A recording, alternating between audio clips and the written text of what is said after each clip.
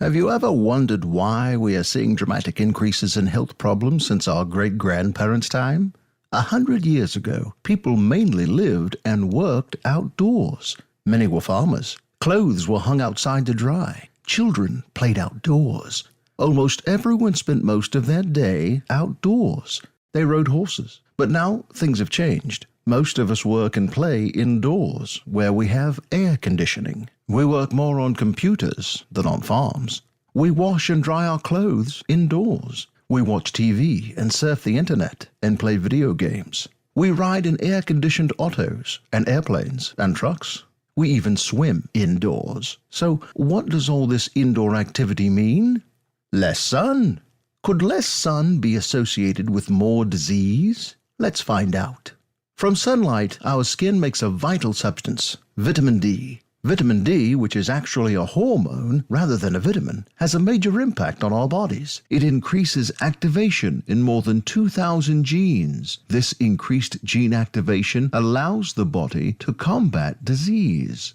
In fact, over 5,000 scientific studies have shown the clear association of vitamin D deficiency with more than 100 diseases and health problems, most of which have seen dramatic increases over the past 50 years.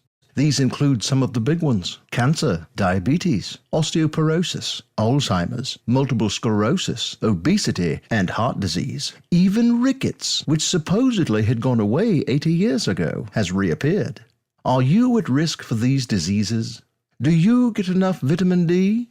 Probably not. More than 9 out of 10 people worldwide don't get enough vitamin D. Ask yourself, do you spend a lot of time indoors? Do you wear sunscreen or protective clothing when you go outdoors? Many people think that 10 minutes outdoors is enough to get all the vitamin D they need from the sun. But the fact is, for most people, that unless you spend a fair amount of time outdoors every day in full sun with minimal clothing and no sunscreen, you aren't getting enough vitamin D to protect against disease. You need to stay in the sun for 3 hours if you are standing up in a short-sleeved shirt, 20 minutes if you are lying down in a bathing suit. Even food no longer provides as much vitamin D as it did 100 years ago. For example, in 1900, pie crust was made with lard from pigs raised outdoors. Back then, just one piece of a double crust pie provided 2,000 international units of vitamin D. Today, pie crust is made from vegetable oil or shortening. How much vitamin D? 0. The good news is, you don't need sunlight or lard from pigs raised outdoors in order to get your vitamin D. A simple supplement can provide all you need to prevent or even treat serious disease. But how do you find out if you have enough vitamin D? You can, of course, have a blood test. A reading of at least 40 nanograms per milliliter or 100 nanomoles per liter is optimal. Or you can do a quick, easy test on yourself. Just press hard on each of your shin bones, and then on your sternum, the bone in your chest between your lowest ribs. Did at least 2 of them hurt? Sore bones is an indication that you are probably very deficient. So, let's say you are deficient. This is very likely if you have a major disease or are elderly, have had recent surgery or illness, or you are pregnant. A breastfed infant would also be at risk. How much vitamin D should you take? This, of course, would depend on your individual situation, but many studies indicate that 4,000 international units daily is necessary to bring the average adult up to 40 nanograms and maintain this healthy level.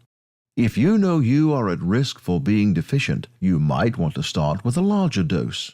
You may also want to take more than 4,000 international units of vitamin D daily if you are elderly, obese, or plan soon to get pregnant or have surgery.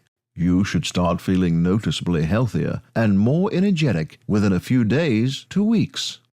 Are people starting to notice the benefits of vitamin D? You bet. When one doctor raised all of his patients' levels to 80 nanograms or 200 nanomoles, he noticed that no matter their age or health condition, their average of 4 office visits per year dropped down to 1 visit. More and more people are getting vitamin D tests, a 10 times increase in just 3 years. And research on vitamin D has accelerated. More research has been done on vitamin D than on vitamin A, C, E, and K combined. So, if you want to feel better or get or stay healthy, taking a vitamin D supplement is probably the single best thing you can do for your body. And it won't cost you a trip to Hawaii. Do yourself a favor. Read the studies if you need more proof. Then try it.